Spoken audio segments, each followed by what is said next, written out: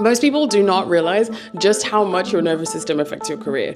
But if you are stuck in survival mode, then best believe you are also making survival mode decisions, which looks like, playing small, doubting yourself all of the time, and staying stuck, even when you know that you are capable of so much more. And let me tell you, learning how to regulate my nervous system changed everything for me. My confidence, my clarity, my ability to take risks, all of which translated into actual real life level ups in my career and in my income and in my overall quality of life. But it just took me so long to figure out what it actually means and to figure out how to actually use it properly in my day-to-day life. So in this video, I'm going to be sharing with you the 7 things that I wish I had known when I was first getting started with nervous system regulation, so that you can take out all of that guesswork and you can figure out what actually makes sense for you and build a regulation practice that will actually help you to grow. Let's get into it. Hey, I'm Karen Yoliswa, your coach, career strategist, and creator of the Possibility Pattern. I've spent over 15 years working across tech, media, entrepreneurship, and I now help people who are smart but stuck realign their work and life in a way that feels strategic, grounded, and true to them. Okay, so the first thing that we want to know when it comes to this is to remember what the main assignment of the nervous system is, so we even know what we're regulating. Which brings us to our first principle: comms and control. At its core, the nervous system is about 2 things: communication and control. There's constant communication happening between our body and our brain, and then our brain back down to our body. And the control is basically our brain controlling our body. And so our brain telling our body what it needs to do at any given moment. So it's a communication control system. And that system is made up of 3 main parts. And that's our brain, our spine, and our nerves. Brain, spine, nerves. Okay, and don't worry, I'm not going to go too into the science here. I just want to give you the most important parts that help make everything make sense. So the brain and the spine together make up the central nervous system, which you may have heard of before. And this is like the command center. So you can think of this kind of like, this is the CEO and the chief of staff. The CEO is the brain, the chief of staff is the spine. And they're the ones who are making all of the decisions and giving out the directions. And then the network of nerves is called the peripheral nervous system. And you can think about that network of nerves kind of like your middle management. So they are receiving messages from the CEO and the chief of staff, and they are passing on those messages and those instructions to the employees. And the employees are kind of like the muscles and the organs in the body, who are the ones who, let's be real, are actually doing all of the real work. I hope this analogy is making sense.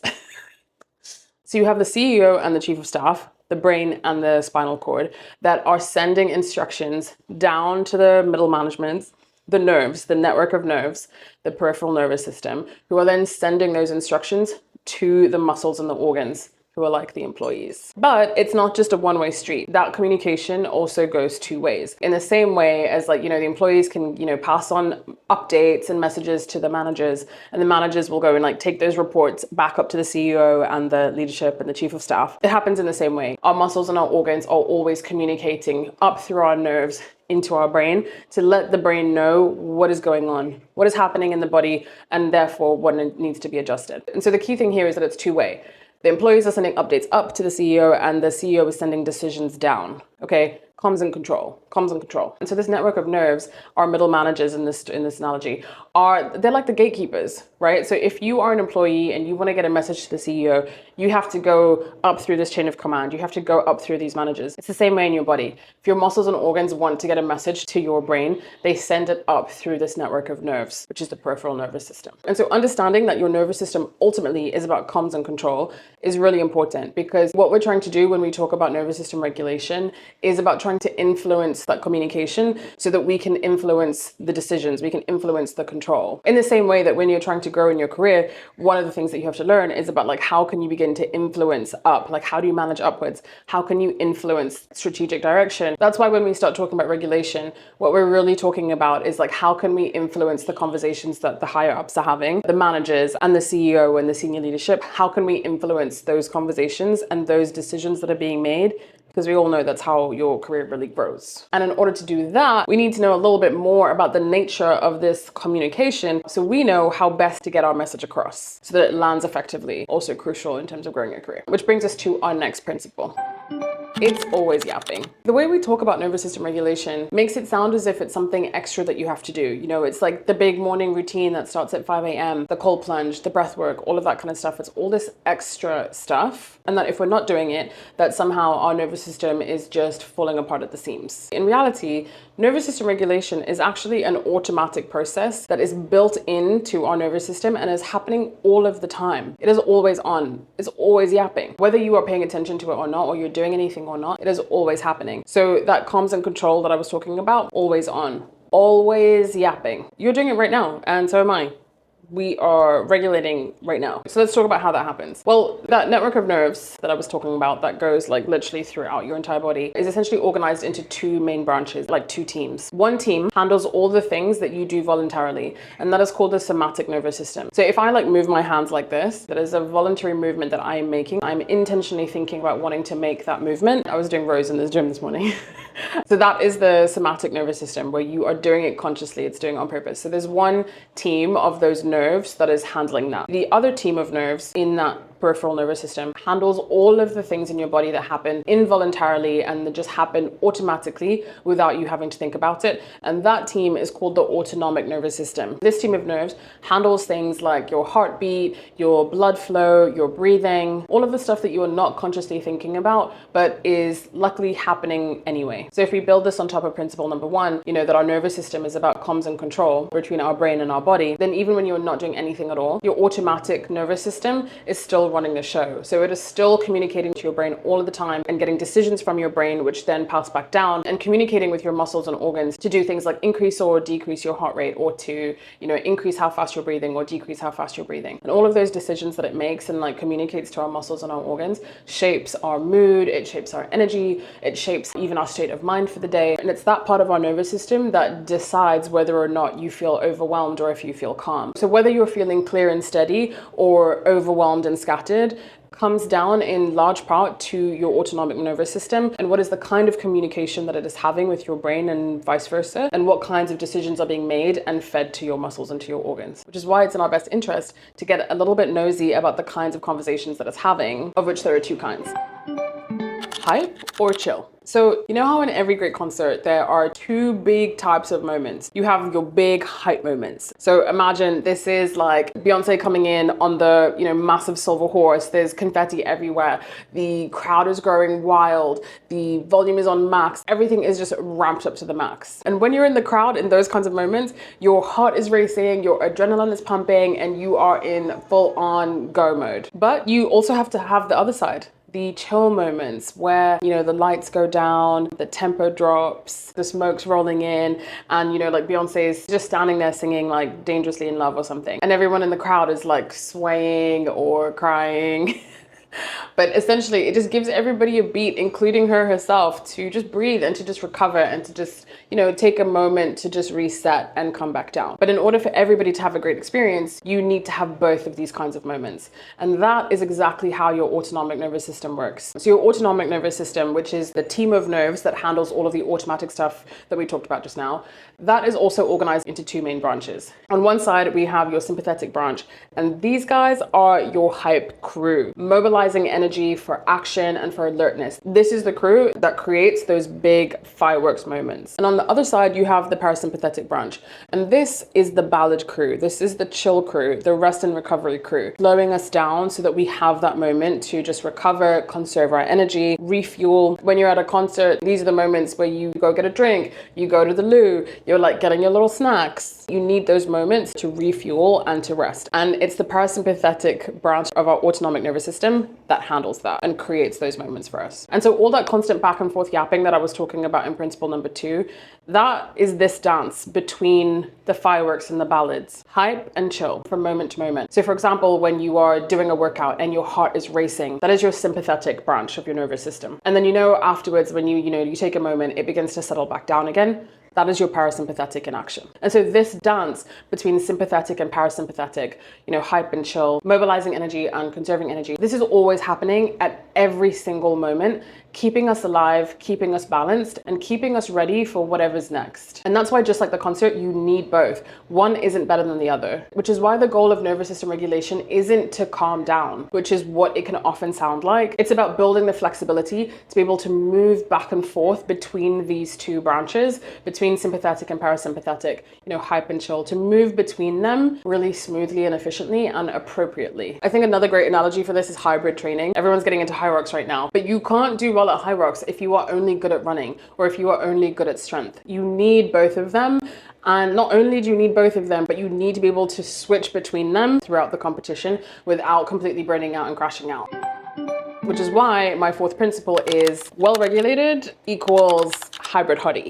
So unfortunately, my knees have not yet let me jump on the whole Hyrox bandwagon just yet. But I do think that being Hyrox ready and having a well-regulated nervous system have a lot in common because they both require two things, and that is capacity and flexibility. The capacity is about how much can you actually hold, and the flexibility is about how smoothly you can switch between the states. So in the training analogy, having a high capacity would look like being able to actually do the runs, and you can do the 100 wall balls and everything. And the flexibility is about like how quickly can you go from the run to the lunges without completely crashing out. But if you haven't been doing this hybrid training, essentially training both your capacity and your flexibility, and you decided to sign up for Hyrox and start training today, you would quickly notice what your imbalance is. So for example, maybe the strength sets would be an absolute breeze for you, but you gas out on the runs. Or maybe you're solid on the runs, but the only thing that you've been lifting is your morning coffee. That was shade. And so your nervous system works in the same way. Your baseline of how flexible or how much capacity you have are a function of your genetics, your life history, your trauma, your lifestyle. All of that contributes to how much you can hold and how smoothly you can switch between your parasympathetic and your sympathetic side of your nervous system. So from a nervous system perspective, psychologists actually describe our individual capacity for intensity as our window of tolerance. And that really describes the amount of bandwidth that your nervous system has to be able to handle both that activation and that recovery while being able to stay present and functional. And so what that looks like is that you can go into activation and your sympathetic side can ramp you up into alertness and mobilizing energy without tipping over into panic and overwhelm. And on the other side, on your parasympathetic side, that you can go into recovery, into rest, into connection without sliding down into numbness and dissociation and disconnection. So if you have a narrow window, it means that you can only handle a little bit on either side before you crash. And if you have a wider window, that means that you can handle more of those things before it starts to become an issue. So that's about capacity. And then flexibility in your nervous system is described by something called your vagal tone. And that really speaks to your nervous system's agility to move between those two states, like I described, the hype and the chill. So if you have high vagal tone, that means your parasympathetic side of your nervous system is good at being able to put the brake on when you are feeling stressed and can help you recover really quickly and bring you back to calm. And it can also help you gear up into the sympathetic side when it's needed. So like in the Hyrox example, if your window of tolerance is about your strength and stamina, so like how much you can lift and how far or fast you can run, then your vagal tone is about your flexibility. So how quickly can you switch from the run to the sled push without, completely crashing out or your muscles going into meltdown, which I think makes it so much easier to kind of conceptualize what a well-regulated system looks like, which is about being able to have the capacity to hold the intensity of what you're experiencing and to be able to flexibly move between these two states as and when life demands it. So again, not about being calm, about having high capacity and about being flexible. But there is a catch, because no matter how wide your window is or how much flexibility you have in your system, life is gonna life. So let's talk about it. Let's talk about what happens when you get pushed out of your window and into survival mode. Last summer, I was on holiday in London visiting my family, and I decided to just pop out for a walk and to go and check out this new coffee shop that I'd been meaning to go to. I'd never been there, so I was walking down the road. As I was stopped at a traffic light, I just pulled out my phone to just check my Google Maps and see if I was going in the right direction. And then, bam! Out of nowhere, literally so fast, this guy on one of those bikes just like basically rides up right by me, grabs my phone and is gone within like seconds. The whole thing happened so fast. And immediately I was like, oh my gosh, I had seen all those TikToks about how they can get into your phone. They steal it when it's open, and so they can get into your online banking. And if my heart was already racing by that point, it started to explode, because I was like, nah, these guys are gonna try and get my money. And I freaked out. I ran all the way home, tried to get on my iCloud so I could change my settings, basically so that they couldn't get my money. And it was only once I managed to do that and I realized like, okay, my money is safe, I can take a breath, was the moment where I realized like, oh, just physically what had happened to my body, just the adrenaline, the stress, the heart rate, as my heart started coming down. And that reaction was my nervous system in survival mode. And essentially what I had experienced in the whole thing was I had experienced a threat. I thought I was in danger, first physically and then financially. and my body went into survival mode without me having to do anything at all. And this is why survival mode is not necessarily a bad thing. Survival responses are protective and life-saving, and in this case, money-saving, and they literally help us to stay alive. You know, whether you're being chased by a lion or, you know, a teenager on a bike, your system does the same thing. It rings the alarm and diverts all of your energy into one single goal, and that is survive at all costs. And so when we start talking about like our nervous systems being pushed into a level of activation that is about a survival response, that is when the fight, flight, freeze, and fawn stuff start coming into play. Because there is, as we've discussed, and when we're talking about the window of tolerance, there is a range of that activation that is not about survival, that is not as extreme, right? So if we're talking about you waking up in the morning and you needing to be alert, like your alertness does come from your sympathetic activation. Or if you need to rest, that will come from your parasympathetic side without it necessarily being a survival response. So these are like the more extreme sides of that response range. And that survival response really boils down to two main types of response. And so even the fight, flight, freeze, fawn, all of that still falls into these two main types of survival response. So the first one is hyperarousal, and this is where we start talking about that fight or flight, like what I experienced in that moment. And this is like putting your foot on the gas pedal and just like holding it down hard. And this is where you get all of those reactions I was talking about. You know, your heart's racing, the adrenaline is pumping, you're not thinking straight, like your mind is completely just focused on just like getting through that moment, and your body is prepared to fight or to flee. And that hyperarousal is on the extreme side of your sympathetic side of your nervous system. And then on the other hand, you have hypoarousal, which is about, you know, too little arousal. And this is where you see sort of like the more freeze and collapse and shut down responses. And this feels more like your phone battery is about to die. Like the energy is just drained. It's too slow to do anything. You disconnect and you go numb. And your body's survival strategy in this state is essentially to play dead and to try and conserve as much of your resources as possible. Which is why when you're in this state, it can feel very difficult to try and mobilize yourself into taking action or into feeling energized and feeling alert. And these are automatic built-in responses. There's nothing that you have to consciously do. It automatically happens, because remember, we're talking about the autonomic nervous system, the one that it's always yapping. And when you were in this type of hyperarousal or hypoarousal, it really feels like it's completely out of your control. So like in that moment when my phone was stolen, even if I had wanted to stay calm in that moment, it was impossible. My body was in control. I had nothing to do with it. Your survival response overrides absolutely everything else. And again, this is not a bad thing whatsoever. In fact, I'm actually so grateful that in those kinds of moments, my body is going to do what it needs to do in order to be able to give me the best chance of survival. And in a well-regulated nervous system, once that threat passes and your body picks up on safety cues, so for example, maybe it's, you know, you connect with your loved ones, like, so maybe it's with your family, or even just having people around you who help you in that moment, or just hearing your friend's voice on the phone, or just realizing that, okay, like the threat has gone. All of these things kind of tell your body that like, okay, you are safe now, and that you are safe to be able to come back to balance. But in a dysregulated nervous system, you don't come all the way back, and you can end up getting stuck here, which is what we're going to talk about next.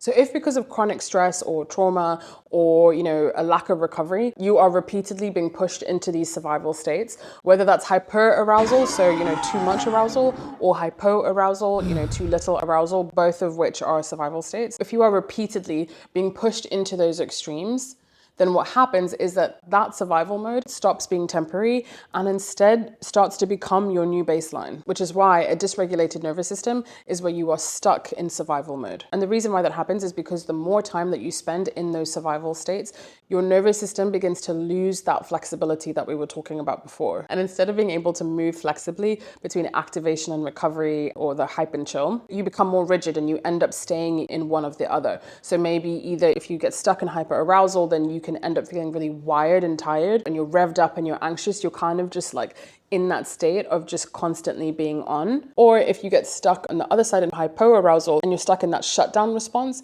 you can feel flat and you can feel numb, and that sense of, you know, dissociation and disconnection. And some people who are dysregulated can also like swing, you know, very chaotically between the two. And so when you're chronically in these states, things like your stress hormones and your neural pathways begin to adapt, and that adaptation begins to reinforce that imbalance, which is what ends up keeping you locked into that survival mode. And when you're in that survival mode, your nervous system's threat detector is still on alert, so it is constantly scanning for threat, which is why when you're locked into survival mode, something like sending an email or, applying for a new job or just trying something new can feel so scary because your nervous system's threat detector is on high alert for something that isn't life-threatening, but is still triggering a survival response. And so I talk to a lot of people who don't realize how dysregulated they are, but are wondering why am I always anxious, or why can't I get myself to stop procrastinating on this, or why can't I just get myself to do the things that I say that I want to do, or even why can I never just relax when I'm on holiday? I just can't get myself to rest. And a lot of that is not even realizing just how dysregulated you are. And often I've had so many people say to me as well that it's only after they begin to experience regulation that they realize how dysregulated they were, including myself. So for example, to show you what I mean by that, I went to a chiropractor a couple of years ago to do some work on my shoulders and my back. And when I walked out of my first appointment, when I tell you my shoulders felt like they had dropped by a significant amount. I felt like they were down by my knees, and it just felt like there was so much space here. And it was only then, experiencing just how much space there was and just how much lower that they felt like they were sitting, did I realize how high they had felt before and how tense they had been. But I hadn't realized, because that was normal. I didn't even realize that there was anything wrong with that, with how they felt, until I had experienced something different. And I was like, oh, that was crazy. And that's what dysregulation can feel like, where your baseline gets so lopsided for so long that you don't necessarily even notice how badly until you start to feel what balance feels like and you realize I was way off. So let's talk about what you can actually do about it, which is where the final principle comes in. Even though nervous system regulation is something that is automatic, like we talked about, and is happening in our bodies all the time at any given time, there are two reasons why we would need to get involved in that regulation and practice self-regulation. The first is because of what we've been talking about, the dysregulation. If you have been chronically dysregulated for a really long time and your baseline has shifted and you are now stuck in survival mode, then it does take some intentional effort to teach your nervous system that you are safe again, so that you can begin to shift your baseline back into your window of tolerance and be able to build that flexibility and capacity back into your nervous system. And the second reason why we also have to practice self-regulation is because in modern life, the amount of stress that our nervous systems are facing is so much higher and more relentless than it ever used to be before. And a lot of the safety cues that were sort of built into the way that we used to live before, thousands and thousands of years ago, are just less available now. So for example, even something like connection, which is a major safety cue, is something that a lot of people are struggling to feel day to day. So, people are more lonely than ever. There's less time to rest and recover. There's just so many more reasons why we are getting less of those safety cues. And so our nervous systems are not getting the sort of reset cues that they need. And so being able to do some of that self-regulation ourselves helps to remind our body that we're safe regularly, so that we are not chronically staying in those survival states and becoming dysregulated. All of which comes back to this final principle of relearning safety. And the way that I want you to think about this is that when you are recovering from dysregulation, think of it like you are recovering from an injury. So you are rehabbing an actual injury. Ouch. And if you have ever had an injury, so you've torn your ACL or something like that, you will know that recovery from that takes time, and it takes persistence, it takes consistency, and it's not as straightforward as just doing a couple of stretches and then you're fine. It takes bigger intervention in order to be able to do that. Maybe you even need surgery or something like that. And recovering from chronic dysregulation is the same as that. You cannot just sprinkle in a little micro practice. You cannot just do one of those quick 10-minute nervous system resets and think you're going to be fine. If you have been chronically dysregulated, it is more likely that you are going to need a more significant intervention. And what that actually looks like is going to be dependent on the individual, right? But some things it could look like is, taking extended rest. So, maybe if it's been workplace stress, maybe it's about taking a sabbatical. I've had a lot of clients who will come to me after they have quit their jobs or have taken medical leave because of burnout, or just needed to take some, intentional time off work. It could also look like spending time in an immersive environment. So maybe it's a retreat that is specifically focused on this. Maybe it's about spending some extended time in nature. I think professional support is also really important to consider here. Things like therapy, somatic work, or, medical guidance, especially if trauma has played a part in why you are dysregulated. It could also look like stronger boundaries. So, stepping away from toxic situations or needing to, assert stronger stronger boundaries, for example, at work. And it can also look like more consistent and sustained daily recovery practices. And if that level of change or support doesn't feel accessible to you right now, then you can start with the sort of micro practices and the lifestyle changes, the changes to your habits and your routines. And it can actually be a great way to gradually build up some of your capacity and get you to a place where you feel like you're more able to take on some of that deeper recovery work that your nervous system might need. But once you've recovered, like you've rehabbed your injury and you're feeling a lot better, the work doesn't stop there. And just like with an injury, if you stop training, you can make yourself more susceptible to getting hurt again in the future. And like I said, in modern life, this is so important because we are constantly being bombarded with stresses, like the email notifications, deadlines, traffic, family stress, financial stress. Like there's so much that we're having to contend with, that maintaining a regular practice of being able to support your nervous system is so crucial in order to be able to stay balanced and stay in that healthy window of regulation like we discussed. Which is why self-regulation isn't just about fixing dysregulation, but it's about building a daily training habit that's going to keep your system strong, prevent you from falling back into and getting stuck into survival mode, and building resilience for whatever it is that life is going to throw at you. So there we are, my loves.